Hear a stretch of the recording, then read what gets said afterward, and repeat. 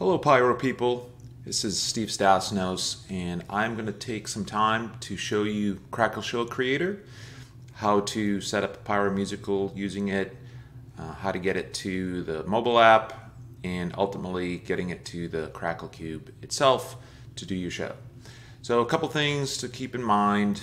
You need to sign up for an account to use Crackle Show Creator. And the main reason for that is that it's got cloud-based storage of your shows in your stash. And that's how you're going to get your show to your mobile app if you're using the mobile app. It's not required. You can use a PC to do your show and get your show to your Crackle Cube. Now, if you the software is free to use, and there's not a requirement that you own a Crackle Cube to use it. So if you got here and you just need something to manage your stash, manage your shows, script your shows, and you're still doing it manually, great, right? I want people to use the software. I'm the developer of the software, and so it would be great if people got use out of the software that I've produced. Okay, so let's get right into it. You can see at the top here, we've got Crackle Show Creator, we've got different areas and so on, and we'll kind of cover those things. The recommended method that I would suggest is starting off with your stash. And the stash can be managed basically either by manually putting in your stash, your fireworks, or doing an import. And what I'm going to do is I'm going to do the import. So I'm going to go up here to the stash list, and that's where I'm going to be able to do my importing. So as a version 1 of software, the structure for the CSV file is set. And so down the road, make it more robust, but for now, you kind of have that requirement. So the recommendation is to use this export button to export out a blank CSV file that you can then take your firework information from your spreadsheet. Same way I do it. I get my firework list, I put it in a spreadsheet, I got it, start working out the particulars of my show, what I'm going to have on hand, and so on. So basically, you take that CSV file, you use whatever Excel or whatever software you use, and you're basically just going to cut and paste your columns into the columns that are set in that CSV that you've exported. Now I'm going to go ahead and I'm not going to show you that. You guys can obviously figure that out. So I'm going to go ahead and import. Now, something to keep in mind about the stash and the CSV. One, about the stash is a global stash. So it is across all of your shows. So if you have a, say a Memorial Day weekend show and a 4th of July show, and you have, one stash, then it would be reflected based upon, oh yeah, here's my Memorial Day show, I've put it together, and it's using this product, and then the other show is using something else. Now, one of the cool things is, because it's across each, or across all your shows, is that once a show is completed, you can say, hey, the show is completed, and it will update your stash and get rid of the items as being in stock and available for you to use. Important thing about the CSV is that the CSV is an additive process. So if you import once, for example, and you have product in the next CSV that you import, it will merge it if the name or the UPC match, and it will just basically increase the stock. So if you got a shipment in, and you've gone ahead and imported it in, then you get another shipment, you would probably just do a CSV that is just what's new, right? And then import that in, and it would update your stash.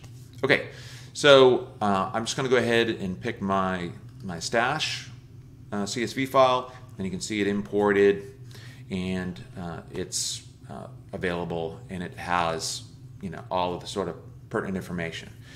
Now, one of the key things to know about doing pyromusicals is having a good handle on your duration and delay. Now, duration is considered to be from the point of ignition to the point of no activity going on. So that's the full cycle. The delay represents the time from ignition to the point in which you actually see an effect. Now you can see on my list here, I don't have anything set in the delay, right? It just so happens that my CSV, I didn't take the time at that point to do it. But it's important information. Now, depending on if you're gonna poke your cakes and, so that, that gap of time, that delay is gonna be different than if you attach to the fuse, but you figure that out and then you kind of work out what that is. So I'm just gonna put in some values so that we have them. And so I'm just gonna double click and I'm gonna put in a delay.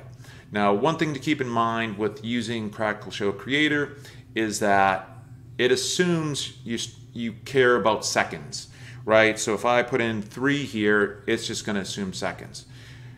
If I wanna do minute, then you do 1, for example, colon, and then how many seconds, and then it would obviously figure it as being minutes.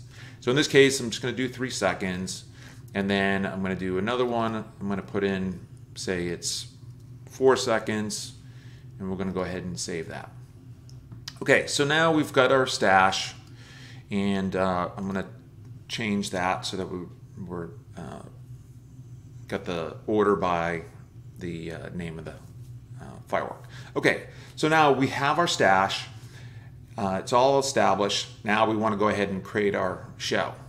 So we're just going to go up to shows. We're going to do new, and we're just going to give it a name, right? And there we go. Now, when doing a show, music is optional. Now, of course, if you're doing a power musical, you probably want to have music, and so why else do a power musical if you don't have music? Now, the assumption is that you have already put together your music into an MP3 file that you're going to use for your show. Crackle Show Creator has no sort of editing of music. It's just is going to just pick an MP3, and then that's what you're going to kind of run with.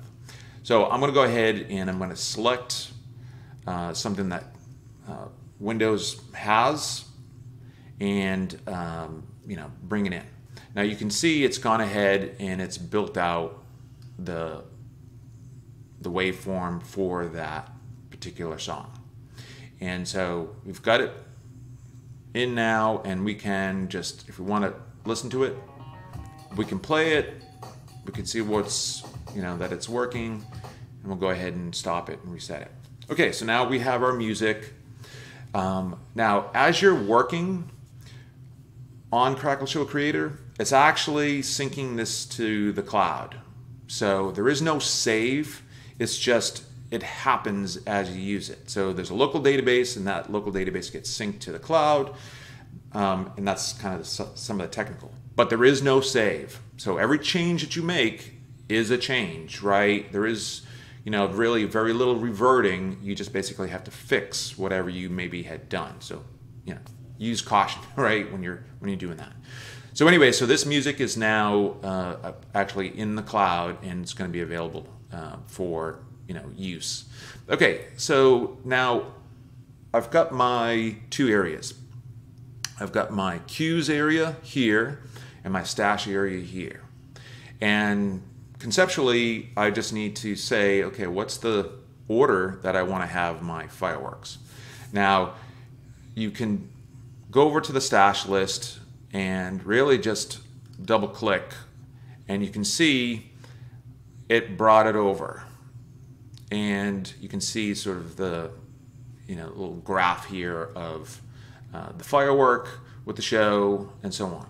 So to describe this first part here is the actual delay that you've set. So this is in this case, we're going to see that it's this much delay.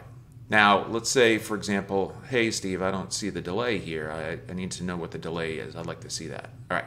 So what we can do is we can go ahead and right-click, select filters, and we can add the delay, right? We can see it and adjust our columns and so on. And then we can kind of put it somewhere else, right? So we can say, oh, I want it here, and then let's adjust it. And maybe I'll adjust this so I get a little bit more space, right? And I can kind of see that, right? So as you can see there's more information that's not being shown on the list, but that's kind of what I decided that I wanted to show. And actually, let me bring this back so we can kind of see the available, and we'll adjust that a little bit so we can see what's available on hand. Now you can see I've gone ahead and I've added it to the show. You can see the available has decreased by 1 so that we know that we've kind of used it. Now you could add more than you actually have in your stash. It'll go negative, and you just have to say, okay, well, I need to acquire those fireworks, and yeah, okay. We all know how that works. Okay, so some key things to look at here on the queue side is that it's already established an area in a queue, and we know what the next one is going to be. So it's assuming that you're starting kind of from Q1 or Area 1, Q1, and that's what you're going to do when you're setting up your show. So it'll automatically fill that in for you. You can adjust it if you want to, of course, but that's kind of the pattern, right? Because we're trying to get it as kind of quickly as possible to something that's functional, and then make maybe adjustments to it. Okay, so let's kind of cover a couple pieces of key data here, right? And so here is the ignition time, right? Ignition time is what time in the show did I actually have ignition happen on the firework. In this case, it's the first thing, so it's really right at, the first second, right? It says 0, but it's basically the first second of your show. Break time is when that first effect happens, right? So the assumption is that the fuse has gone and something has gone into the sky within, and that happens at 3 seconds. What's in the sky, right? And so that's kind of where that is. And we see our duration and things like that. So let's go ahead and we're going to add, another firework. So we're just going to come over here. I'm going to double click, and you can see, okay, it just added it, and it automatically puts in the ignition time to basically be like an overlap. So you can see here where we would have the delay before we would see an effect, basically this break time, is where the overlap is. So as this firework is going, it will ignite this other firework partway through, or near the end, so that this other firework is going to go ahead and kind of keep the sky with fireworks in it, right? There's always something going on. So that's kind of the default of how this kind of works. So you pretty much would just add and then adjust, right, based upon what you want to do. Now you can adjust any way that, whatever works for you. So if you want to take this and you want to move it, you can move it, right? And it will update the time, whatever have you. You can come in here and you can, double click on it, and you can manually adjust it if you want to do it that way. If you highlight it and you use the arrow, right, and you can use, arrows, and that will move a second. If you use some of the hotkeys like the control, right, it will do like partial seconds, and control shift will be even less, right? So you can kind of do that, kind of visually if you want to. Now say okay, I've made some adjustments, and okay, that's, not what I want, right? You want to get it back to the, the overlap like we started. So you can select the two items, and you can kind of hit this continuous button over here, and it will adjust it. Now, what we just kind of popped up here is this bar. And so this bar shows you where you have delay in your show, or really gaps, right, in your show. And so that's kind of important if you were trying to keep the sky filled with items, right? So I'm going to go ahead and I'm just going to add another firework here. And you can see it, because Bold City has no delay, maybe I poked the cake or, you know, whatever have you, maybe I don't consider, you know, that. Most likely you're going to want to probably put some delay, but, you know, for demo purposes, this doesn't have a delay. And so you can see it kind of stacked it right on the end because it assumes, right, it's going to go from one effect to the other without a delay. And you can see that this bar has disappeared. Now, if I move this, you can see it's going to show you this gap. And that kind of gives you the visual, so you can say, okay, where are my, you know, gaps in my show? So you can, you know, make your decisions to, you know, put things so that they fill that space. Now, another thing that you can do is, okay, I want to go ahead and have things go off at the same time. So you can do this align break time. And so by pressing it, it's just going to align it, right? Now you can see in this case that we've got, you know, it aligns based upon when the effect would happen, not when the delay, right? Because this is when the actual effect or break is going to happen. And so that's kind of one of the things that you can do is line those things up. Now, one of the key things to consider is if you're trying to get things to go off at the same time, that inherent with the system is, you know, there's only going to be so much time, or there's going to be a gap if you're, say for example, using the same or a different area and queue number here, right? I won't go into it here, but you might want to use mirroring of your 4 queue boxes so that you can get the fireworks to go off on the same area and queue so that you have exactly the same time. Now, if you use a different area and queue and try to line them up like this, you would have a slight gap because RF, you know, sending out the signal, 2 different signals, inherently has, you know, like a quarter to, you know, a third of a second delay in between. Now, if that doesn't matter, then, you know, go ahead, right? No problem. Okay, so now we've kind of put together a little bit of a show. I'm going to align this kind of, you know, back up to be continuous.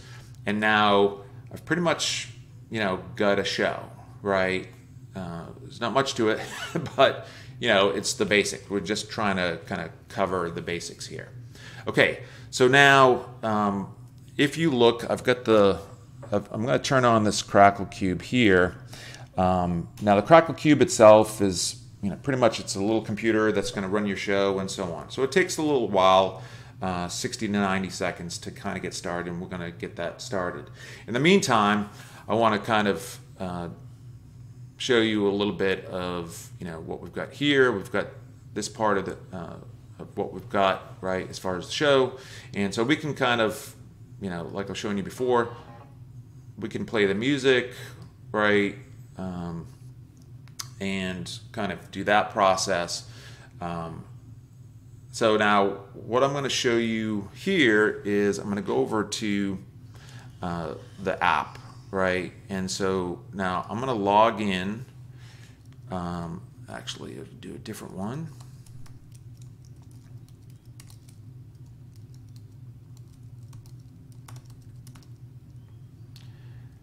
And I'm going to log in, and you can see there's the show, right? So I'm going to go ahead and select that show, and you can see there is, you know, afterglow and so on, and how we've lined it up and so on. Okay, so now as you can see, you know, we've got kind of the cloud is you know, there. It's kind of doing its thing as far as syncing the data between the two, as far as, okay, I've done my show, I've just picked my show.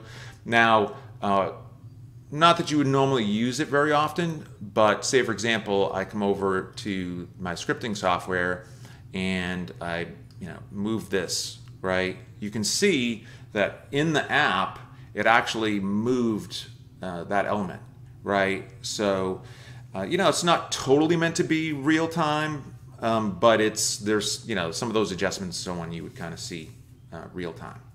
Okay, so now the Crackle Cube is booting up, and it will start broadcasting itself as being a Wi-Fi network. And so if you saw the first video of just the introduction, that was something that we kind of talked about. So now what I'm going to do is, this is a demo, right? And so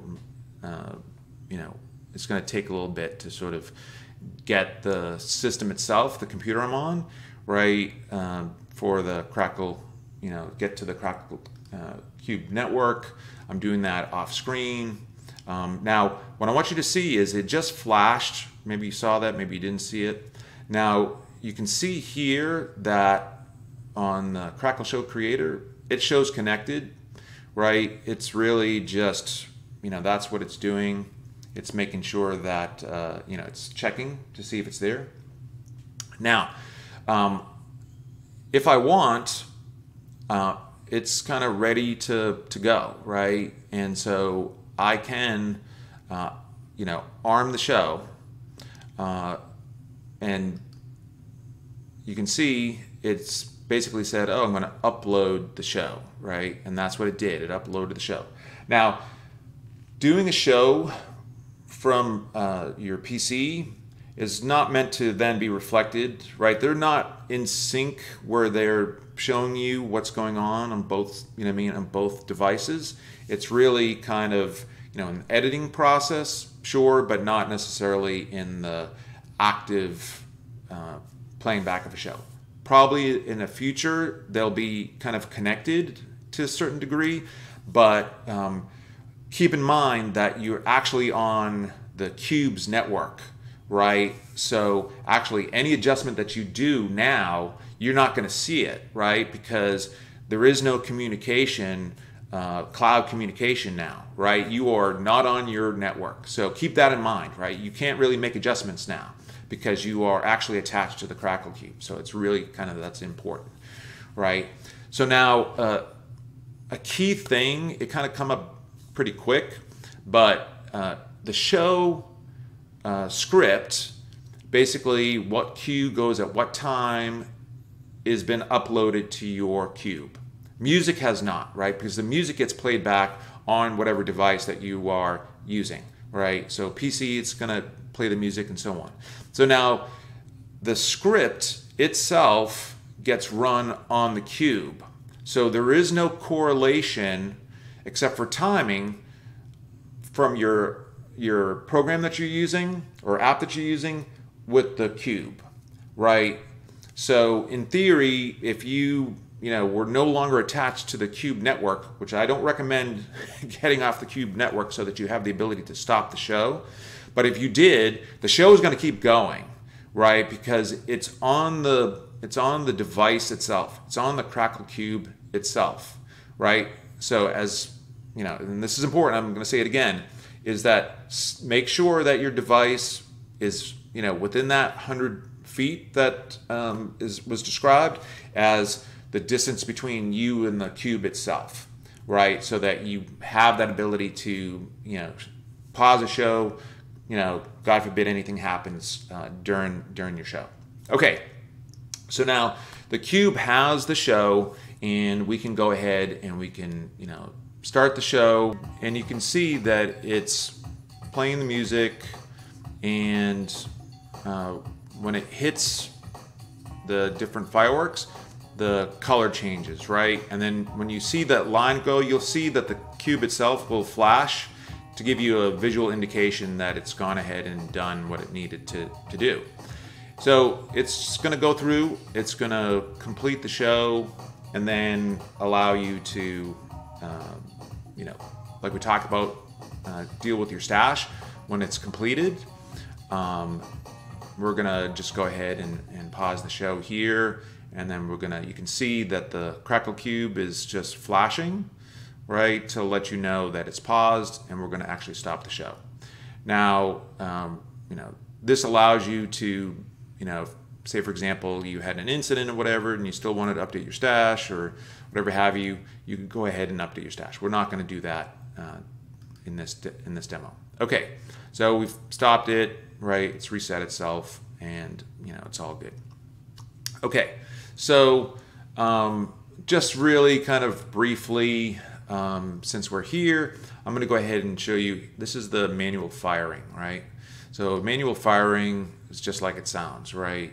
It lets you, fire your cues as you want, right? You've got your area, you've got your cue numbers, right? And so if I press it, you can see the Crackle Cube does the flashing and so on.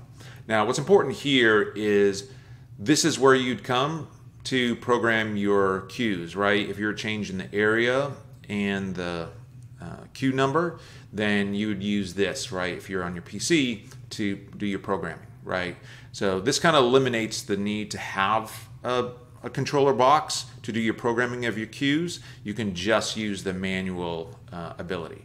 And so you kind of have that same thing here, right, on the mobile app, right? So I could do that. I could set my cue to, or my cue module to program mode, and then I can do it, and it does its thing. Okay, so now this is kind of what was already shown in the demo, right? But here's the mobile app, right? And it's the same kind of a thing where I've got the show now, and I can go ahead and arm it, and I can start my show, and you can see that the Crackle Cube flash, same kind of a thing, right? So again, they're not meant to be in connection with each other, but it's they're supposed to function like the same, right? And so as you can see, you get the same kind of coloration, you've got the same flashing of the Crackle Cube, using the mobile app. And because of this demo, the music goes longer than the fireworks. It's going to keep going based upon whichever's longer, right? So in this case, the music is longer, so we're just they would kind of continue on. So I'm going to go ahead and pause this. And so to finish off this video, one, thanks for spending the time getting to this point in the demo. It's a version 1 release, so you find any issues, come across any defects or whatever, just reach out to me. I'll be very responsive. I want to make sure that everyone's experience with using Crackle Show Creator and the whole infrastructure here for this solution to be a good experience, right? It's important to me that you have a safe and fun show. So anything I can do to help you out, I will. So reach out to me if you need anything, and I'll help in any way that I can. Thank you very much.